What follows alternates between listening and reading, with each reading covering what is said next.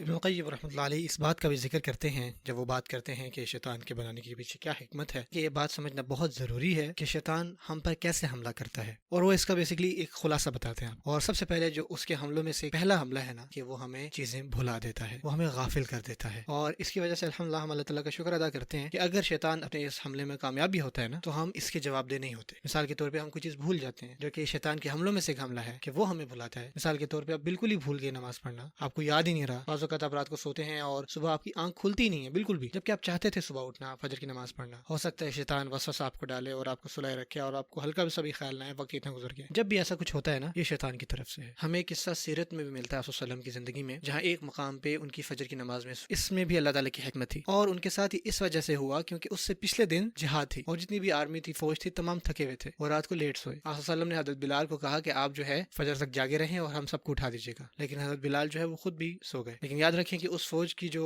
Excuse تھی وہ یہ تھی کہ انہوں نے پچھلے دن جہاد کیا تھا، رات تک فلمیں دیکھنا نہیں تھا، وہ جہاد کر رہے تھے۔ اگر کوئی ایک ایکسکیوز بھی دیا جائے نا، تو یہ ہو سکتا ہے کہ یار پچھلے دن جہاد ہوئی تھی۔ جب آپ صلی اللہ علیہ وسلم اٹھے تو انہوں نے ایک فرمایا کہ یہ جو جگہ ہے نا، یہ فلاں شیطان کی ہے، ہم یہاں سے فوراً نکلیں گے، اور یہ چیز انہوں نے شیطان پر ڈالی۔ آپ سمجھ سکتے ہیں کہ شیطان نے بھی اپنی ایک کوشش کی تاکہ وہ تمام صحاب، تمام فوج جو ہے وہ سوئے رہے۔ سورہ کہف میں آتا ہے کہ وما انسانی ہوں الا شیطان ونذکرہ، کہ شیطان جو ہے اس نے مجھے بھلا دیا یہ چیز۔ یہ جو بات ہے شیطان کی، جبکہ وہ اس میں کامیاب ہو جاتا ہے اور بعض اوقات ہم نیکی کے کام نہیں کر پاتے، تو صرف اس کی وجہ سے یہ وبال ہم پہ نہیں آتا، اور اللہ تعالیٰ جو ہے ہمیں اس دن معاف فرما دیں گے۔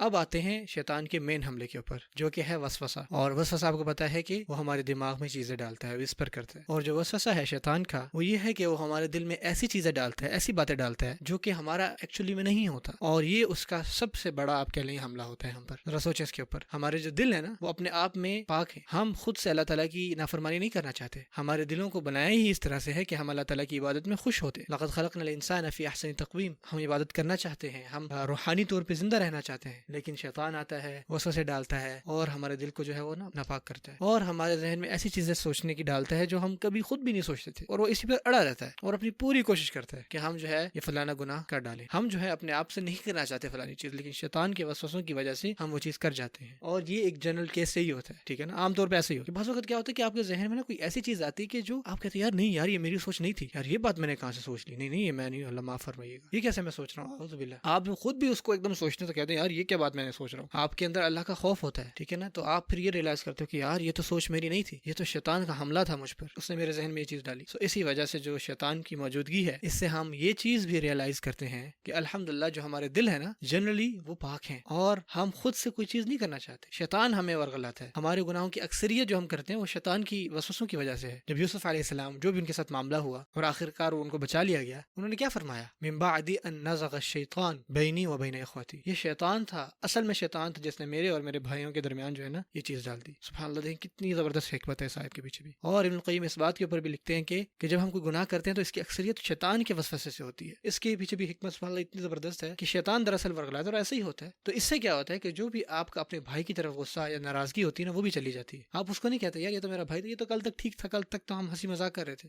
یہ تو شیطان اس پر حاوی ہو گیا اور اس نے اس کو یہ چیز کرنے پہ مجبور کی، اور اس کی وجہ سے ہمارے آپس میں بھی دل واپس سے ٹھیک ہو جاتے ہیں، جتنے بھی ہمارے مسلمان بہن اور بھائی ہیں۔ اور اصل میں اس کے پیچھے جو وجہ ہوتی ہے وہ شیطان ہوتی ہے، شیطان کی وجہ سے جو ہے غیبت ہوگی مجھ سے، دوسرے لفظوں میں یہ تو میرے بھائی ہیں، یہ ایسے کیسے سوچ سکتے ہیں میرے بارے میں، اور اللہ اکثر یہی چیز ہوتی ہے۔ اور اس سے بھی ہم یہ سیکھتے ہیں کہ سبحان اللہ شیطان کی جو تخلیق کی گئی اس کے پیچھے کتنی بڑی حکمت ہے کہ ہم اسی کو بلیم کرتے ہیں نہ کہ انسانوں۔